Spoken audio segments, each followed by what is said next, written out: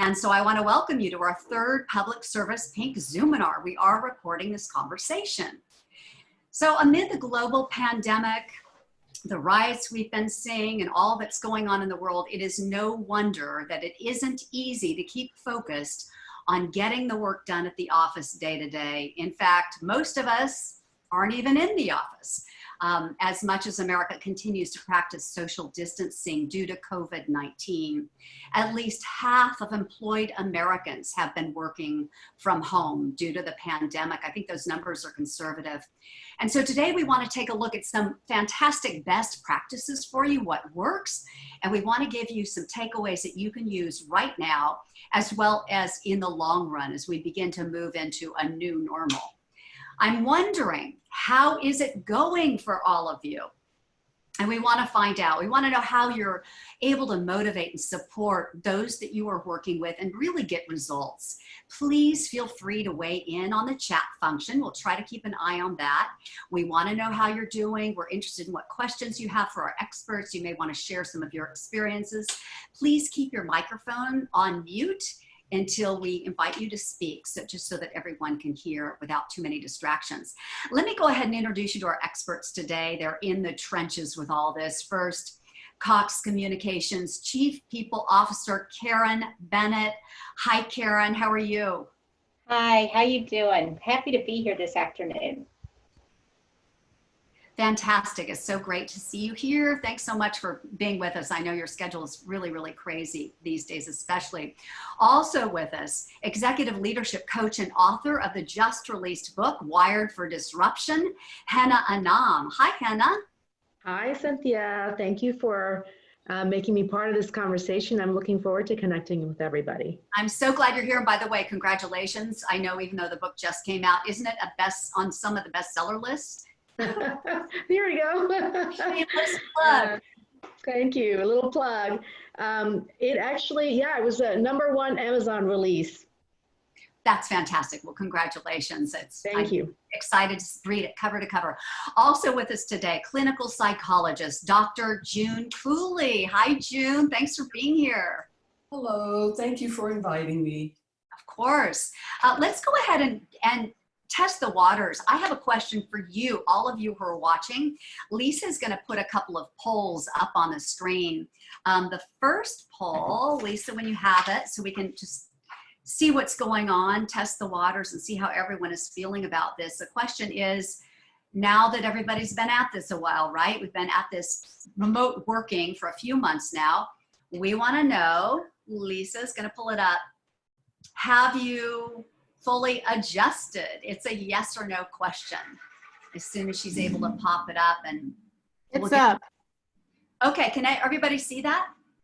Can you see it? Okay, so Henna, I'm gonna ask you what the results are because I guess I'm a co-host, so I am unable to see it. If everybody could go ahead and tell us yes or no, have you fully adjusted to remote working?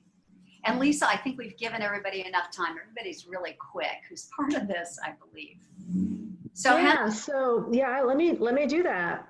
So 62% of folks have said yes, they have fully adjusted, and 38% have said no. All right. Okay. I love it. Thank you. Let's go to the next question. It should say something like this. What is the biggest challenge you are facing today? Is it, this is a tough question, the biggest challenge, keeping people motivated? Is it holding workers accountable? Managing distractions, feeling burned out yourself, managing team exhaustion and burnout, or all of the above? This will be interesting. All right, one more second. Okay, Lisa, what have you got? They're still coming in, just a minute. Okay. Okay.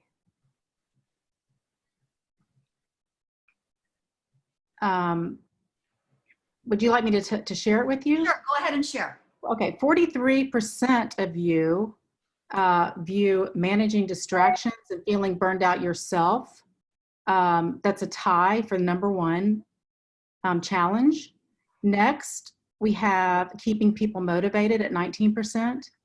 The next is team exhaustion and burnout at 24%.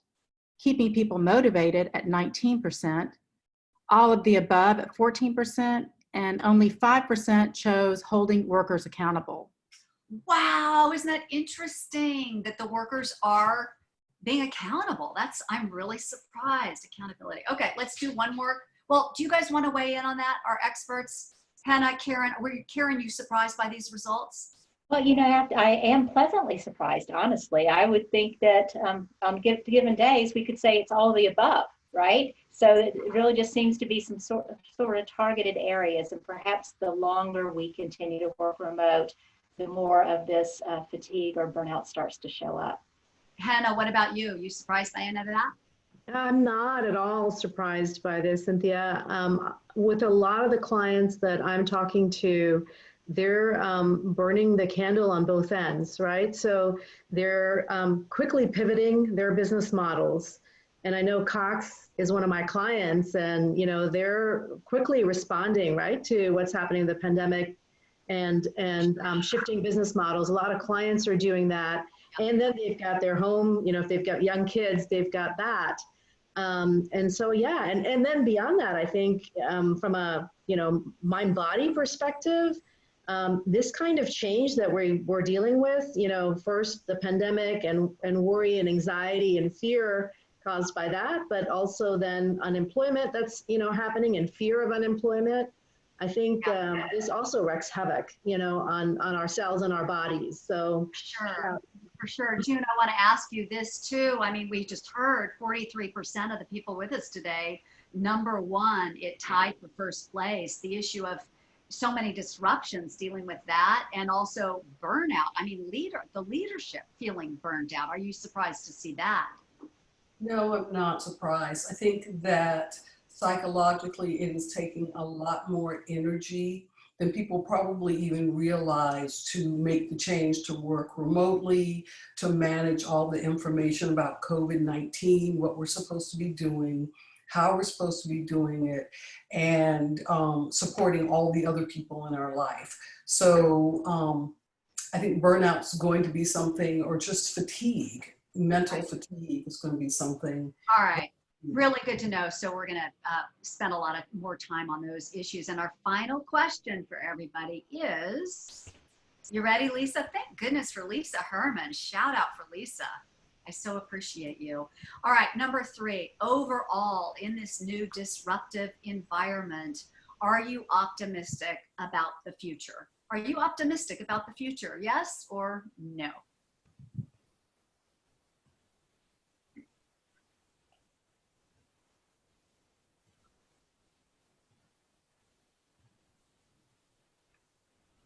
All right, one more second. Lisa, you see the results too? Everybody see the results up there on your screen? So the results are great. 91% of you are optimistic about the future. Only 9% said responded no to that question.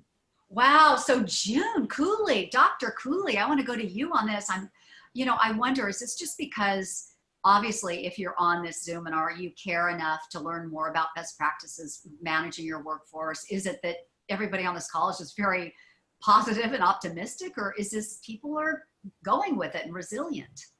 People are resilient. I think that's the takeaway. That we're just positive about how things will turn out. Okay. Well, that's exciting. I really like that. That was just great, fascinating information. Thanks everybody for participating in that. Hannah, I want to go back to you when it comes to working remotely. We had talked a little bit about just some of the highlights. Overall, you had mentioned productivity is actually up. Life balance maybe is a little improved, but also people are feeling overloaded, forcing to pivot. Talk a little bit about just some of the highlights that you're seeing, and then I'd love for Karen to weigh in on that too. Yeah, so I think that first of all, I'm so excited about these results. And I personally answered yes. And I felt like, disruptions are enormous opportunities for us to recreate and reimagine and shape a better future. And I think there are so many ways in which we have the capacity as leaders to shape that better future. And what better time than now when everything is changing and getting reimagined, right? So I think that's something that a lot of my clients are like, you know, really starting to think about how can we create a better normal? In terms of, you know, productivity, yes, I think, as I said, people are working, and even working remotely. What we're hearing is that people are working much longer hours. You know, work lives and home lives are getting much more blended. And in fact, that's what's creating a lot of the burnout. I think for a lot of people who are not used to working from home, they're just continuing to work. And in fact, you know, obviously the need to pivot requires it, and for many of us, right? And so I would say that that is definitely true. I would also say that it's not sustainable, because we don't want a burned out workforce. We want a workforce that is very creative and innovative.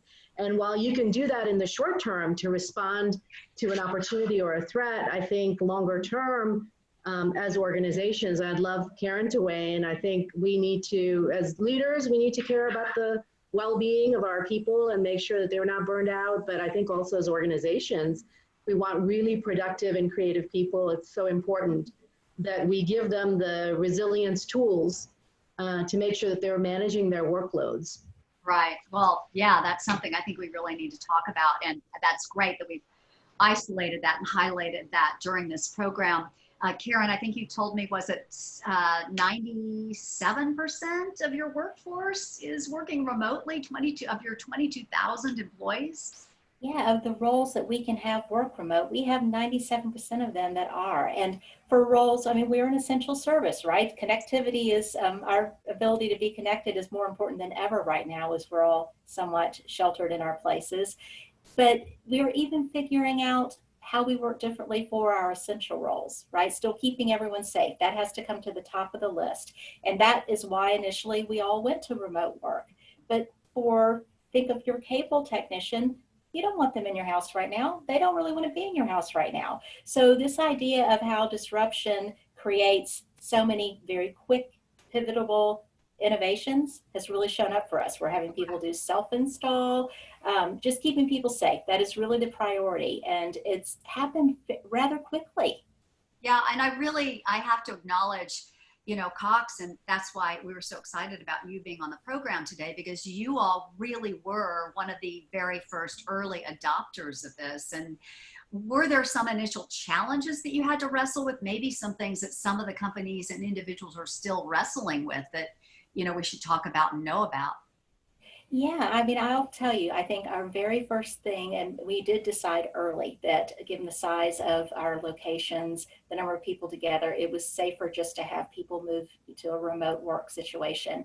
And we didn't know at that time for how long. So as things would happen, it starts to present itself having the type of technology people needed to work from home. We had to somewhat, you know, for certain jobs, we had to kind of scour to make that happen. Having people say, I really prefer not to work from home. I've got young children, or, you know, I live with roommates, or whatever that is, trying to accommodate those sorts of things. Those things happened pretty quickly, and recognizing that. And then for the workforce that we have that does still need to interact with the public, it was about getting personal protective equipment, PPE, as we've all come to know it, and making sure that we had adequate supplies of that, hand sanitizers, masks, all the things that we've all come now to take for granted anytime we think of stepping out of our homes. And so those things presented themselves pretty quickly. And luckily, we were able to rally around those things to get people comfortable. But it's to the point we said earlier, we thought we would do this for a finite period of time, right? And we're still in the middle of it. And we're still at it. And so we continue to discover things that make it more comfortable. People coming in their office and taking back their office chair to their house. So what would be a makeshift, we can do this for a couple of weeks or months, suddenly makes you realize I'm going to need to have a true and, you know, proper office setting. Right. Wow. That's really interesting. Thank you for shedding light on that. You know, we've experienced so many changes. I mean, essentially, we have experienced what amounts to the combined impact of the 1918 Spanish flu pandemic, right? The 1930s Great Depression and the civil rights movement of the 60s. So that's about 50 years worth of change in about 3 months that we've been hit with. It's a lot to process. George Floyd was murdered on my birthday. you know, it's a very emotional time, and it's hard enough to have conversations that are difficult at work face to face. And now we're tasked with having some of these difficult conversations remotely. Hannah, I know you've share some of the examples of experiences of those that you work with at different levels and how they're grappling with this. Yeah, so I think what I would say is first of all,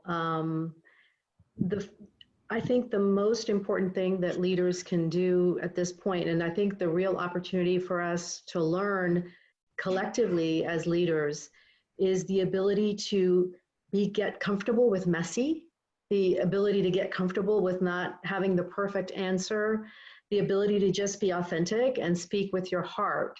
I think those are things that we need to learn how to practice. I know so many people have a hard time sort of addressing race. We know this, right? And we've read White Fragility. There's all these books about anti-racism, and now we're kind of coming to grips with, I have a team leader I have a team leader who hasn't yet had a conversation with their African-American employee because they don't know how to do it right. And so the idea here is, I think, for us to all get comfortable being a little bit more uncomfortable, for us stumbling, but also just trying our best, for giving each other a little bit more grace. And we're already doing that, right? In our environments, in our virtual environments, we get to look into each other's homes and see our pets walk in, and not to compare that with racism at all, but I think it's all about like shedding the mask of, you know, I am your leader, to, hey, I'm a human being and I'm concerned about you as a human. How are you doing? If there's just one thing that we can learn, I hope that will help us, continue to stay more connected to our people in a virtual environment, it's the ability to just check in with them, to say, hey, how are you? How are you doing? Tell me, and I'm here to listen. Beautiful, beautiful. And June, from a psychological perspective, do you want to weigh in on that? And, you know, we talked a little bit about how the fact that we're working remotely is sometimes can be, and Hannah, you and I even talked about it the other day, it can be used as an excuse not to deal with some of these things that are uncomfortable. So talk a little bit about that, and is it important to get into it? And then I want to go to Karen and talk about best practices, because she's actually done this. Well, I think people don't always know their own prejudice. People don't want to be a part of the messy. And so, leadership can help them own that prejudice, explore that prejudice. And that's a perfect beginning. Yeah, I like that. Okay, Karen, tell us what happened. Yeah, so in this, one of the things about Cox, for any of you that know about us, is we're a very relationship-driven organization. And so it's not only been hard to work remote and not have that kind of physical presence and the opportunity to be around one another, that is really kind of our secret sauce. But then when you have compounding tragedies and things that are weighing heavy on people's hearts, being able to be there with each other, it is easy to get uncomfortable, and therefore not even ask people how they are doing. And so we took an opportunity by using Zoom, the same thing that we're using this afternoon, to bring together groups of employees over the course of a number of weeks. Some departments did this individually. We allowed employees to come together in addition to their department meetings. And the question was simple, and it was, how are you doing? How are you feeling right now? And while we brought that together as large groups on Zoom, we had, through the technology, the opportunity to break out into small conversation groups of 10 or fewer, and really have some intense discussions about how we're feeling, what we're going to do with those feelings, what you want the company to do with how you're feeling, meaning what actions would you like to see us take. And we received so many good ideas, things that we're now acting on. For us, it was clearly about how do we take actions that show our employees how we support them, and where do we give them a safe place to be able to exchange with each other how they feel, including asking the questions. I don't know how to speak to someone about race. Tell me, how should I speak to someone? And colleagues sharing with each other. This is how I talk about this in my family. this might be helpful for you. It is something that is not a one and done. It was really impactful for us. Just completed these a couple of weeks ago, and we continue to keep the dialogue going. We have an open mic line, as we call it, on our website, for our internal website for employees to be able to measure in at any time. How are they feeling? What ideas do they have for the company? And while we're remote, even that virtual contact has really proven to be, I think, beneficial for people to be able to heal and know how to take action and know how to have conversations. That's really beautiful. I really appreciate all of your comments. Sometimes I know as a woman business owner, you know, you're trying to move so fast and get things done that cannot take a back seat. It just underscores how important it is to check in with everybody. So thank you. I want to talk a little bit about some solutions. We did an article on this that we shared with our subscribers, and you all hopefully are receiving the Pink newsletter. And actually, I want to invite Michelle Glover into the conversation. Michelle is amazing. She is an HR professional. She's the CEO of Journey Unlimited. She's a project director for the Edge Women's Business Center, and which empowers women entrepreneurs. And she did this piece for us. And I wanted to just fill in the blanks and include everybody in this conversation. So let's go ahead and go to that graphic that Lisa has. And these are just some ways to help with some of these issues that we've been talking about. One, understand thyself. Hannah talked a lot about the importance of leaders sharing their own experiences and, you know, who they are as people. Do you want to elaborate on that any more, Hannah? You did a pretty good job already, but since it's on the screen. Yeah, I think I'd rather that, you know, we have Michelle speak, and Okay. she hasn't had a chance to do that. Hi, Michelle. Well, yeah, understand thyself, the importance of communicating. Anything you want to add to those two, Michelle? And the panelists have done a great job so far in just the importance of communication. And I loved how Hannah talked about authentic communication, checking in with people, seeing how they're doing. At this point, you can't communicate enough. And not from a point of micromanaging, but just checking in. How are you doing? How's your day? Because right now we're losing that water cooler talk, right? When you just go and you just chat by the water cooler, by the coffee machine. We're losing that. So we're losing those informal conversations that used to happen at work, even just stopping by someone's desk. So now having to incorporate that in the day where you just pick up the phone and say hi. And it's going to be different at first because people are going to be like, well, what do you want? Why are you calling me? But just creating those opportunities for the informal check-ins, even if it's just 5 minutes to say, hey, how was your weekend? You know, what did you do? To find those opportunities, because still at this point, we're focusing on relationships. So doing that remotely without the water cooler talk that we had before. So I like those points, and then even just doing it authentically. Well said, Michelle. Thanks. I also loved in your article that you did for us. You talked about the importance of opportunities for social interaction, because, as you said, you don't have the water cooler, and loneliness is a common complaint. You talked about scheduling virtual happy hours, virtual lunches. And I actually, as I was thinking about what you wrote, I just got totally choked up because, you know, I miss my team, you know, and it's, so how do you deal with that? I mean, it's really hard. Yeah, it is, especially when we have those relationships, but it's finding ways to make, I don't want to say make it fun, but just how can we do those team building things that we've done before, even now? And it's, you know, the easy response is like, oh, I don't want to, assuming that people don't want that. But as you said, people are longing to connect with their team. So when we're in a Zoom, it's not just work related. We can have the happy hours. We can have the lunches that we did before, but just making it a point to incorporate that into the day, into the week. So finding, okay, what opportunity can we do for just a social time?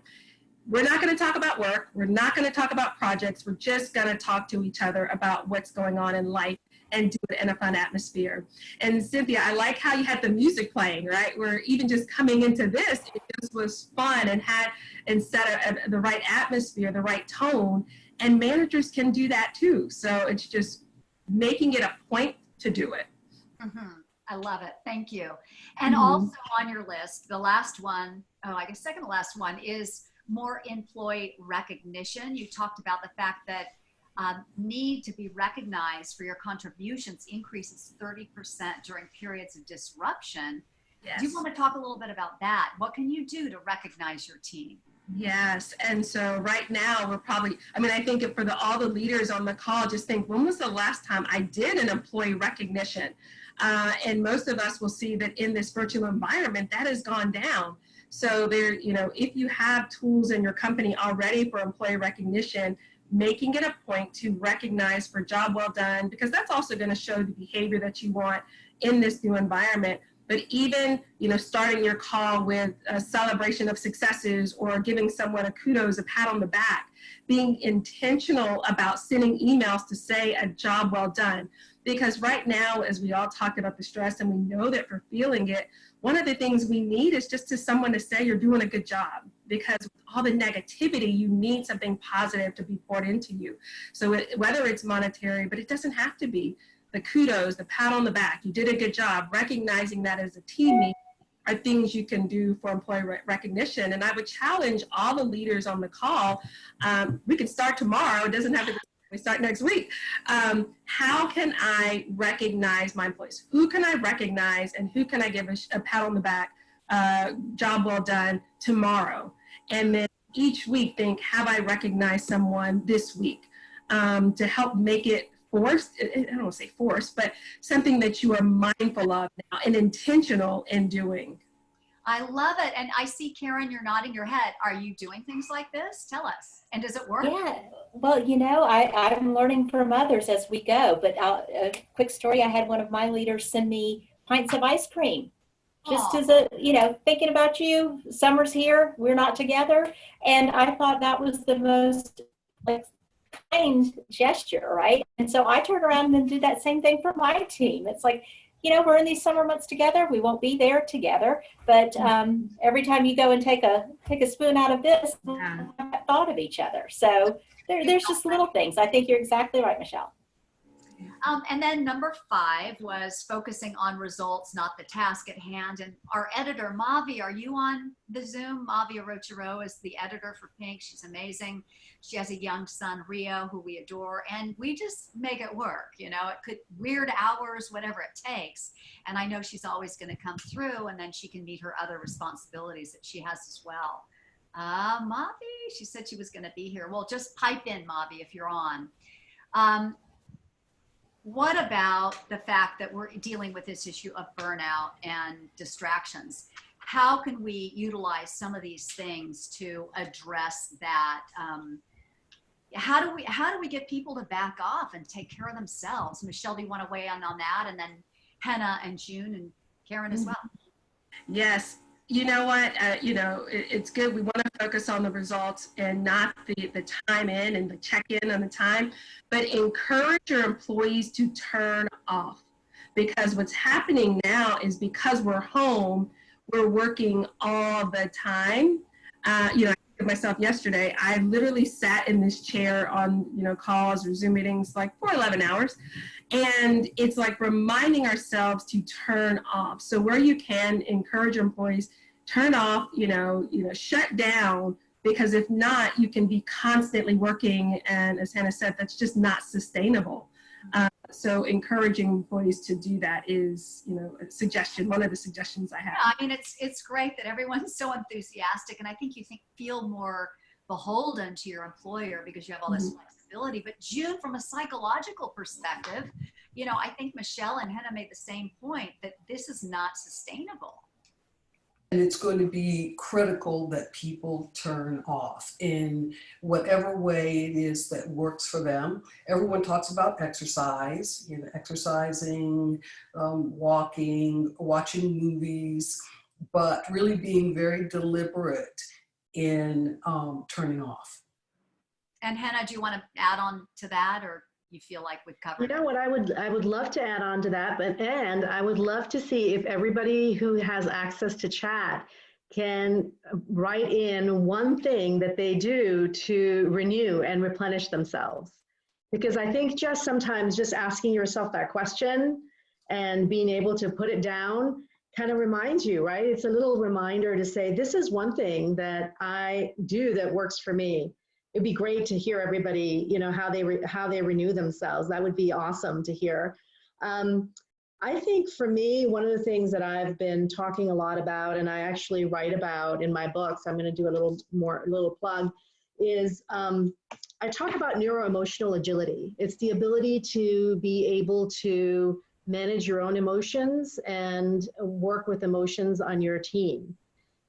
There's a lot of folks that I've seen from my client perspective where they've come to me and they've said, hey, so-and-so on my team is just frozen.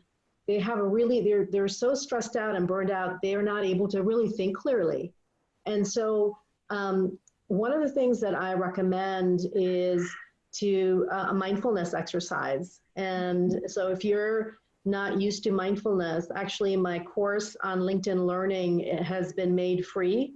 And there's like 250,000 people that have taken the course. So a course on mindfulness and just trying 5-minute exercises to just become aware of the emotion that you're feeling right now and give yourself some self-compassion has been shown. There's 2,600 studies on self-compassion, and it's been shown to really drive resilience, even among soldiers returning from war and from PTSD situations. It really, if we're going to be in this thing for a long time, which it looks like we are until a vaccine is found, then I think the more we can build in our own resilience and practice things like self-compassion and mindfulness. I think exercise was one of the things that I saw in the chat.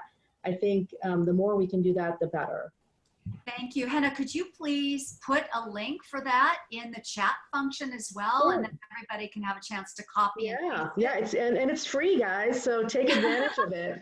And yeah, I'll put it in. and I love that you invited everybody to contribute what they do to replenish themselves. We're getting some great answers.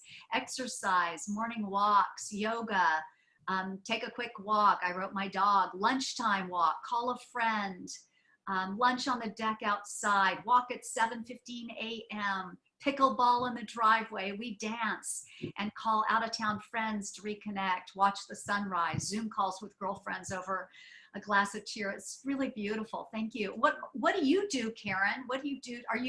Because I worry about you because you're pulled in so many directions and you're leading such a big team. How do you disconnect? And do you force yourself to do it? Or do you look at the clock and it's, 10 o'clock at night? I found that I do need to force myself. I mean, meaning I need to put a lunch break in my day. What gets calendar gets done, for better or for worse, right? We're all kind of hold to our Outlook calendars. But, if I put a lunch break down, it gives me time to actually, give the dog a much needed walk, give me some fresh air and clear my head for a minute. Honestly, I do believe we're becoming attached to our chairs as often as we sit in them, the number of hours a day, like Michelle mentioned.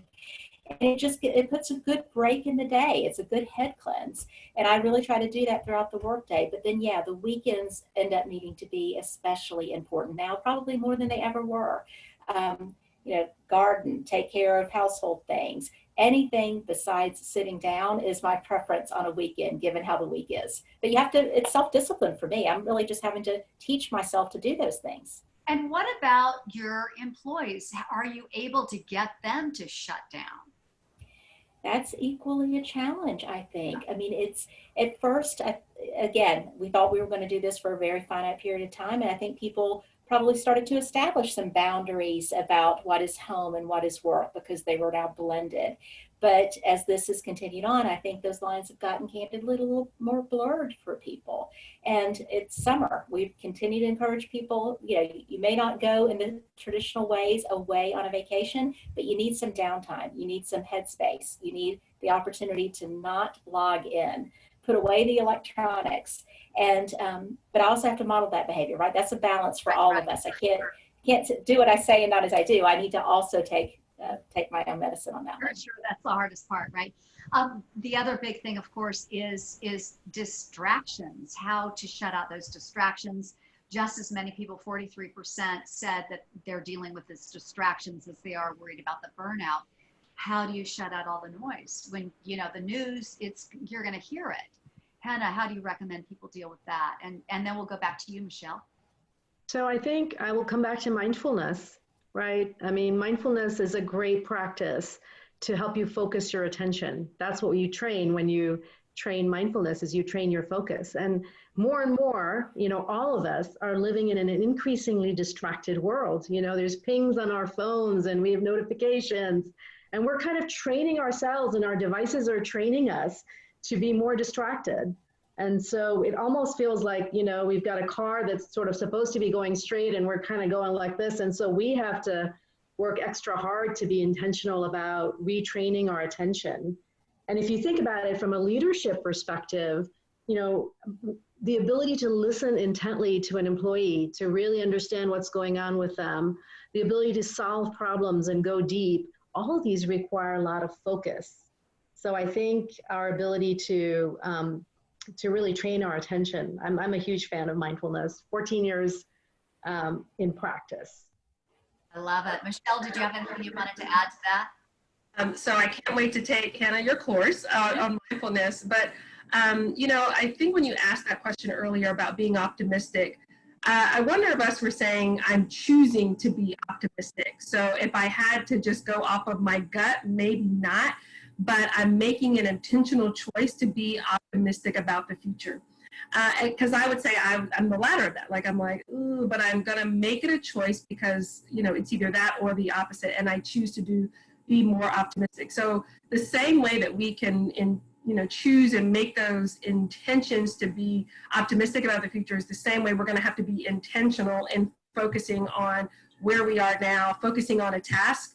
I think when we talk about productivity, and one of the things that's causing burnout is this multitasking and trying to do a lot at the same time. But research has shown that multitasking is actually not productive. And so choosing then to focus on a task, getting things done at a certain time, because that's really what's going to drive productivity, is focus, not trying to do a lot of things at the same time. Great. And June, did you want to weigh in on that? How to alleviate the distractions, since that was such a big issue that everybody's grappling with? Well, I think it's going to be, and at the risk of sounding kind of redundant, is to really to take that time to get the rest, to really kind of monitor how much exposure you're getting to your devices and the information from the media, because I think it can be very frightening and overwhelming. So again, to take that downtime, to get away and to rest. Okay.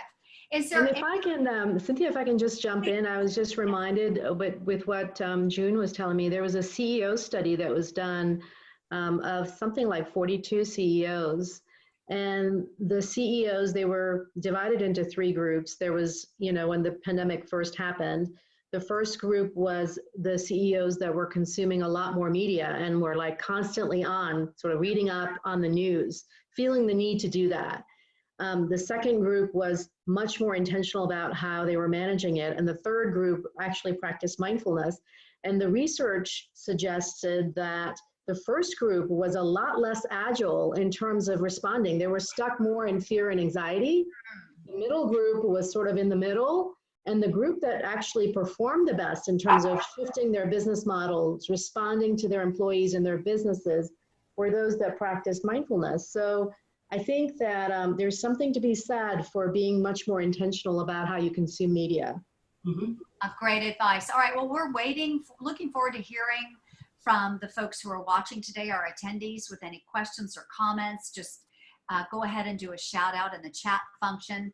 In the meantime, let's talk a little bit about what's next, because I know we're holding the next Pink event. It's August 28th. We were going to do it with Cox, and now we're doing it at another venue. We are pivoting, and we're going to be broadcasting it live. Actually, Lisa will send everybody the link. She can pop it up now if you want to sign up. It's lunchtime on that Friday at the end of August. So we're expecting that we are going to have to continue with a lot of these remote working options and sort of doing hybrid events where we have some folks in person and some who choose to will watch remotely. We have our fall event on November 6th. We're moving full speed ahead, but it's really a time of adjustment and pivot. Karen, when are your folks going back to the office, if ever? Well, it's a great, if ever, it's a great disclaimer, right? I mean, I think here's what we've learned. We can do remote work. I mean, we weren't so sure of that, certainly not at the scale that we've done it. And we realize we have. People are, in many cases, enjoying it, but knowing when you come back is an important thing. And what we've said is the week after Labor Day, we will start phasing people back in. But here's what we know, and I think Hannah referred to it as, you know, life post-vaccine, right? Until we know that it is safe for large groups of people to continually each day be in our office spaces together, we want to arrange for alternatives to that. So for some, that might be ongoing continued remote work. For others, it might be the staggered days in the office, but we're looking to September, depending on what we know about pandemic levels at that time. I know there's a new Harris poll out that shows that 75% of Americans who are working from home due to COVID-19 say they would prefer to continue in that capacity at least part of the time. Hannah, are you surprised by that? And tell us what you're seeing from the executives you're working with.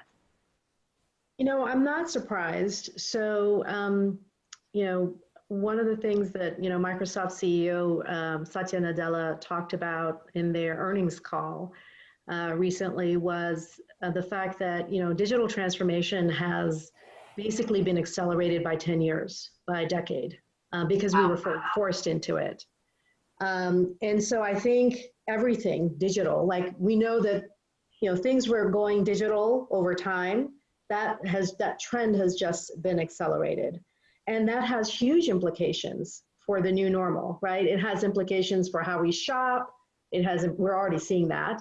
It has implications for, you know, what work gets done by bots and what work gets done by humans. I think that, you know, apps will go up. So I think that more and more, frankly, purely from a planetary perspective, if we're not telecommuting to work, that actually is fantastic for carbon, right, emissions and things like that. So I think that we do have the opportunity, in my view, to create a much better normal that is digital, but it requires that we reskill and upskill. I was at the World Economic Forum in Davos this year, and it requires that we reskill and upskill 1 billion people. And how are we going to do that over this next decade? Yeah. And so that, I mean, it's got both challenges for us, but also enormous opportunities. And I think that's when leaders really shine, is that, you know, I've seen for the board that I'm on, that there are some people that are just emerging as really strong leaders because they're able to be agile and sort of respond very quickly in pivoting to what is needed. And they want to be a force for good. And I think that that's what inspires me. And Michelle, I see you shaking your head. This is exciting to you. It is when we talk about opportunities. I mean, you know, really when we look at, you know, time to evolve, it's in these times of challenges. And so it's thinking, you know, each one for the leaders on the call is, how can I use this as an opportunity to evolve into, you know, whatever that next iteration is, whether it's in my career, whether it's in my business, but taking this as an opportunity to, you know, reinvent yourself. So, so I was really excited when she was talking about that, because I'm like, yes, now is the time. So. Well, and June, I'm interested to hear from you, because you used to see your clients or patients, you know, right there in the room together, and now you're having to do that kind of really intense, deep work remotely. How is that going, and do you anticipate doing more of that in the future too? It's interesting. I do anticipate that it will probably be September before I go back to my office. If you're giving somebody an exercise to do, you can actually see the environment that they're doing it in. So I like it. I really like it. I think the clinical work is still good. I think a lot of times the people that I'm working with like it. Yeah, so it's probably here to stay. And Karen, will you have everybody come back to the office? I mean, is it going to return to the way it was, or do you think we're always going to see, for the foreseeable future, sort of a different work environment? Yeah, I think it is a different environment going forward. even post-vaccine, I think it is a different environment. Like I said, people have found this to be a sweet spot to be able to work remote, and we have found that in no way work has been compromised. In fact, for many people, they've been more productive and actually so much more happy. And with Atlanta traffic alone, you can see how that would be of a benefit. So I don't know that we ever bring everyone back, and that's by individual choice and by company choice. And I think that's a good thing. Yeah, I have heard from a number of folks who said their quality of life is improved in a lot of respects because they're not on that long commute and they can get their other responsibilities done. Michelle, you seeing that as well? Thought I had it unmuted. Yeah, in addition to that, even thinking of like for the EDGE, the Women's Business Center, I mean, we focus really on the Cobb area, but now that we're doing more of these virtual consultations and virtual trainings, we can open it up. I mean, you don't have to be in this area to receive the information. So we've seen an increase in clients reaching out to us across Georgia saying, hey, we heard about this class and attending it. So even things like workshops now where before they were in person, we're able to expand that out to a wider net. So that's been a benefit for us as well. All right. Well, this has been a really fantastic conversation. I don't see any questions right now on the chat, so I think we're pretty good and we should move toward wrapping up a little bit. We have a little bit less than 10 minutes before the hour. Do you guys want to leave folks with final thoughts? I mean, we see that 38% of those attending this conference today still have not fully adjusted to the remote working life.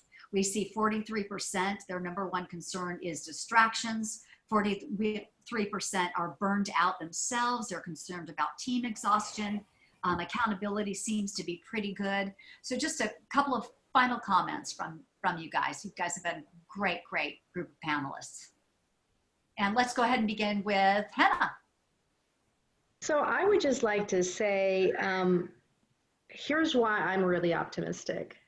I believe that we as human beings are incredibly agile. I think we have a unique opportunity in this time to really reimagine a world and workplaces that work better for all.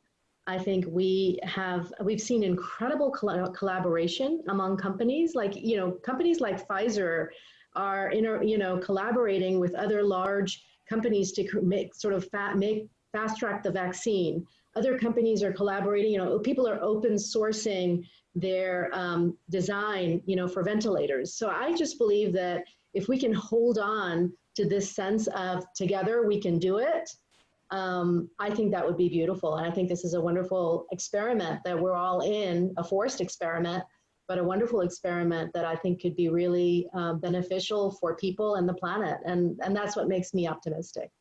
I love it. Thank you. All right, June, any final comments? I think acceptance. I think part of the difficulty in adjusting is that I think we have to accept that there is this COVID-19 and that this is the way we're going to live now. And we can't keep waiting to go back. We have to move forward. So I think acceptance is an important factor.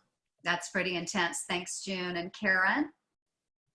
So there's an expression, you can't drink from an empty cup, right? So my encouragement for everyone is to practice self-care in all of this, because it is going to be, it's already been longer than perhaps we anticipated, and it might be longer still. And so some of the things that we've heard about, and I thank the other panelists for sharing some of the ideas, are things that I think we all have to say we need to take care of ourselves, because there's no way we can take care of others, the jobs that we feel that we want to do our best at, if we're not taking care of ourselves first.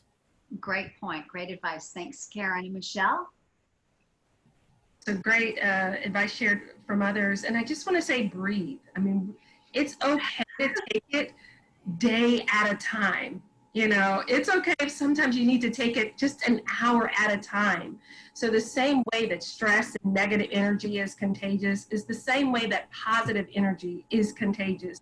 So breathe, it's, you know, and then be intentional about your actions. Be intentional about, I love the self-care. Be intentional about shutting it off. Be intentional about rewarding and recognizing your employees. Be intentional about having those fun, interactive experiences, but choosing to be intentional about how you're responding to this environment. And if it's just a day at a time or an hour at a time, celebrate that.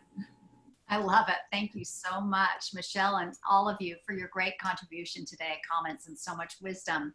A quick overview, just to recap of some of the things we talked about, some of the solutions, the importance of having open communication, understanding thyself first and foremost, and taking care of yourself, as everybody emphasized, communicating and creating opportunities for that social interaction, more employee recognition, and also focusing on the results rather than the task at hand. So I hope that this has been helpful for you and that you've gotten a lot out of this conversation. We hope to see you next time. We'll be doing this at the end, the last Thursday in July. We'll be talking about post-pandemic, which will look more like the new normal. And I want to just take a quick breath at Michelle's suggestion.